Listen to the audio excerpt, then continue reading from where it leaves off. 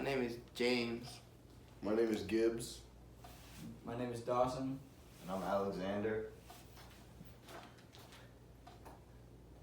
Doesn't that hurt really bad? It's almost always a question I get when asking someone to join the bone marrow registry. This question is in most people's heads because when they think of bone marrow transplant, they immediately think as a hard and painful process.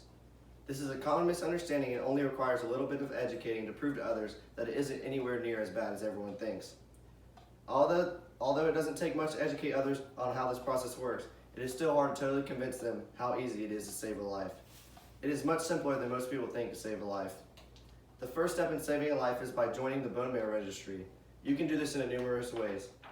You can go to the sites such as bethematch.org or giftlife.org and request a kit to be mailed to you. Or you can find a bone marrow drive near you and register there. The process of registering is a little bit of paperwork that takes 5 to 10 minutes depending on how fast you type or write. Then you take 4 cotton swabs and rub them in your mouth for 10 seconds each. This little bit of amount of time is all it takes to put you on the registry, and which gives you the opportunity to save a life. The kits are then processed by the organization which puts you on the registry. Once you're on the registry, you'll be available to save a life at any time. It is really important to get as many people to join as possible because as bethematch.org, only 70% of people find a match in their family. This means that they must turn to the bone marrow registry in order to find someone to help save their lives. This proves that there is a constant need for more people on the registry because new people need a transplant every single day.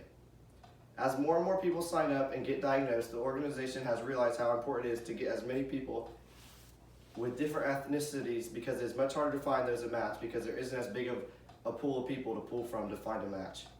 The reason behind this is because as giftoflife.org says, tissue types used in matchmaking are inherited. You are most likely to match with someone of the same ethnic ancestry or ethnic background. This proves why it is so important to educate others on how easy it is to join the registry. The second step to saving a life is becoming a donor. This starts by if you are a potential match to someone, you will get called and emailed to come get blood work done. This blood work will then be tested to see if you are a 100% match.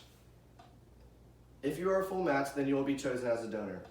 Once you are chosen, there will be a little break in time while the organization sets up everything about the transplant. They will then give you a date for the transplant. You will most likely have to travel to where the recipient lives, but the organization will cover travel expenses for you and one person to accompany you. Then comes the part that most of those who are not educated of the subject fear, the transplant. The transplant is not what it used to be and is now done by a process similar to giving blood.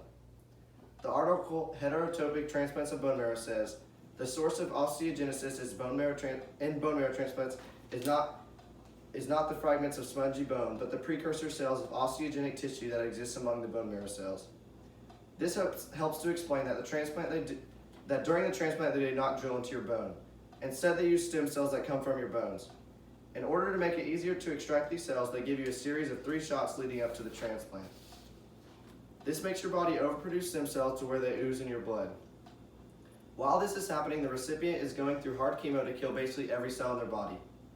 All of those cells will then be replaced by the stem cells. Stem cells are used because they can change into any kind of cell and replace those that are needed. Once these are done, the donor will then sit in the hospital bed for 4 hours and just give blood. The blood is filtered for stem cells and then put back in.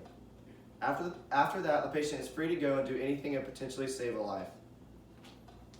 In conclusion, the Bone Marrow Registry is doing an amazing thing and will continue to save lives as long as people are willing to listen and understand just how easy it is to save a life. From firsthand experience, I know just how easy it is to save a life. My brother was a donor and saved a 50-year-old man's life.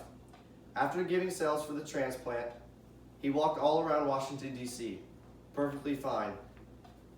That should show just how easy it is to save a life. Kaboom.